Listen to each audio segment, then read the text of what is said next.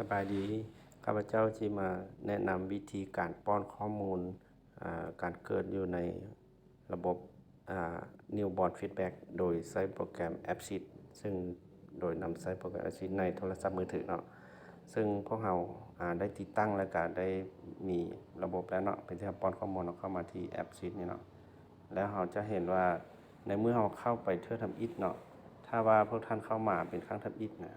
มันจะถามหา user เนาะหรือว่าชื่อผู้ใช้นี่เนาะแล้วให้ท่านเลือกเอาชื่อของท่านเองเนาะอยู่ในระบบนี้จะมีชื่อเนาะซึ่งว่ารหัสนี่แม่นรหัสห้องหมอแขวงเลยแม่นขึ้น00ทางหน้าเนาะผู้ใดอยู่ห้องหมอแขวงแม่นอยู่เลขรหัส00ทางหน้าเนาะ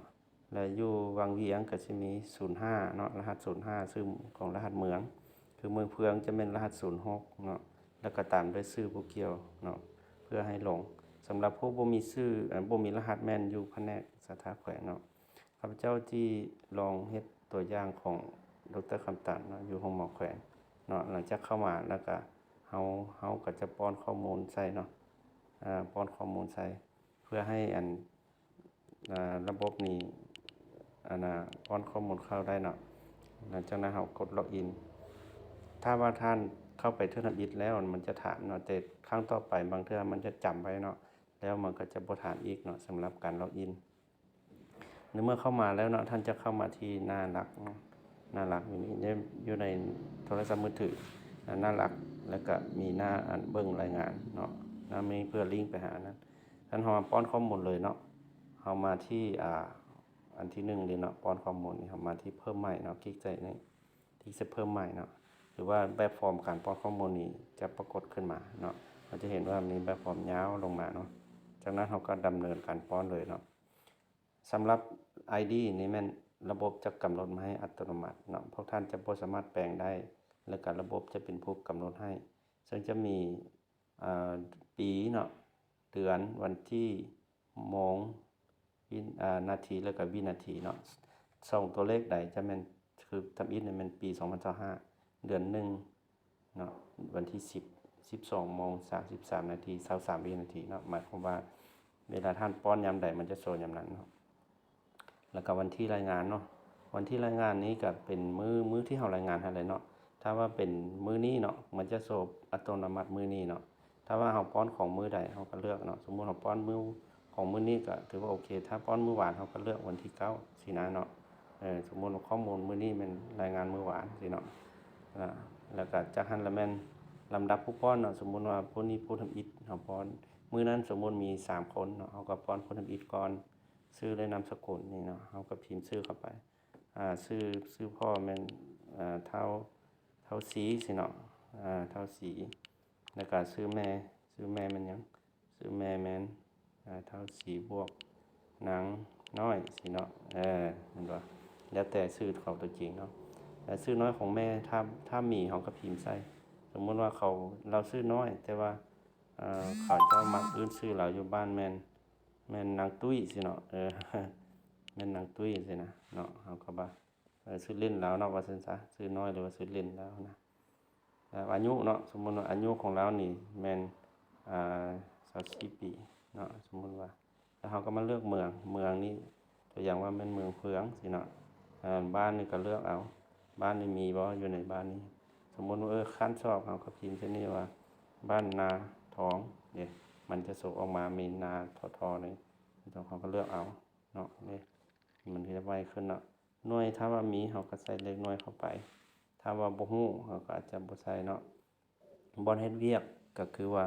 บ่อนที่เราไปเฮ็ดเวียกเป็นประจำนั่นแหละเนาะสมมุติว่าอยู่สวนบ่อยู่สวนกล้วยบ่หรือว่าอยู่สวนมันต้นหรือว่าอยู่บ่อนใดบ่อนหนึ่งอันนี้มันตามระบบที่เฮาว่าเนาะถ้าว่าบ่มีเราอยู่เฮือนโดยที่บ่มีบ่อนเฮ็ดเวียกที่ว่าแน่นอนเนาะเฮาก็บ่ใส่เนาะมันที่การเกิดเฮาก็สามารถเลือกเอาอยู่ในนี้เนาะถ้าว่าเป็นการเกิดลูกปกติลูกครั้งที่1บ่ครั้งที่2แล้วแต่เฮาเลือกเนาะสมมุติว่าเราเกิดลูกผู้ที่3เนาะเฮาก็เลือก normal delivery 3เนาะแล้วชื่อเด็กสมมุติว่าออกชื่อเท่าแอน้อยสมมุติเฮาก็พิมพ์ชื่อใส่คร่าวๆก่อนเนาะถ้าฮู้ชื่อแท้เราก็ใส่ชื่อแท้เนาะวันเดือนปีเกิดถ้าว่าเพราะว่ารายงานวันที่9ต้องแม่นของข้อมูลนี่ข้อมูลวันที่ วันที่9เนาะเราอาจจะเกิดวันที่8หรือว่าวันที่9ได้แต่เด้ออันนี้ตัวอย่างจะเป็นเพศชายเนาะน้ำหนักอยู่นี่น้ำหนักก็จะแม่น300 กรัมเนาะ 3,300 กรัม BCG ได้ซักมื้อใดถ้าว่าเราซักมื้อวันที่9เฮาก็เลือกเอาวันที่9เนาะแต่ BCG เลยเราเกิดมื้อวันที่8เนาะเฮาก็เฮาก็ซักมื้อวันที่8สิเนาะขึ้นกับตัวจริงเด้ออันนี้เฮ็ดตัวอย่างเนาะสภาพทั่วไปของเด็กหรือมันเด็กแข็งแรงเนาะเบอร์โทรศัพท์เนาะเบอร์โทรศัพท์นี่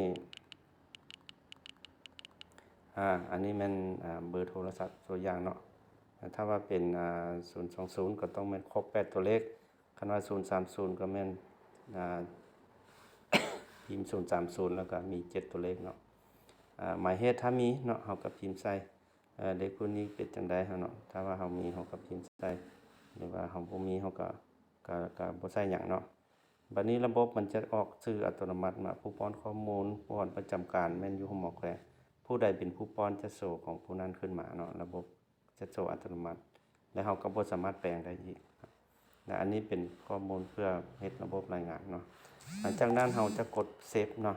กดเซฟสุดท้ายอยู่ลงที่พวกท่านจะสังเกตเห็นว่าเวลาเฮากดเซฟถ้าว่าข้อมูลถูกบันทึกมันจะเปิดฟอร์มตัวนี้ขึ้นใหม่อีกเนาะข้อมูลที่มีแล้วเนาะทุกอันที่มีดาวนี่นะต้องได้ป้อนเนาะเห็นบ่มีดาวอันนี้มีดาวนี่ต้องได้ป้อนเข้า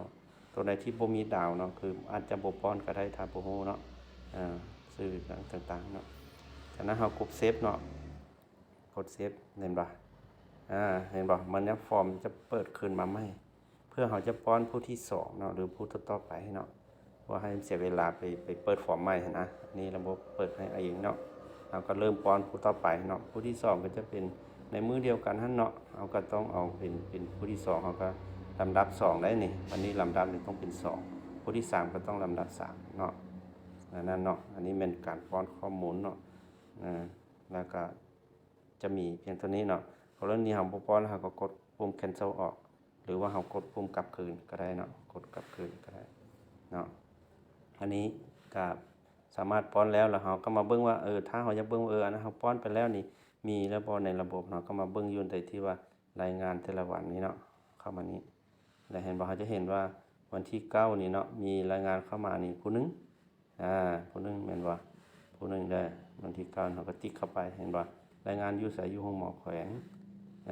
ผู้เกี่ยวนี่อยู่เมืองเผืองสินะเนาะอันนี้แม่นรหัสเดเท่า4กับนางน้อยชื่อเล่นเราแม่นชื่อตุ้ยบ้านนาทองได้เห็นบอกข้อมูลที่เราป้อนไปเนาะมั่นใจว่าเราได้ป้อนข้อมูลแล้วเนาะอันนี้มันการป้อนข้อมูลในโทรศัพท์มือถือเนาะขอขอบใจทุกคนที่ได้ติดตาม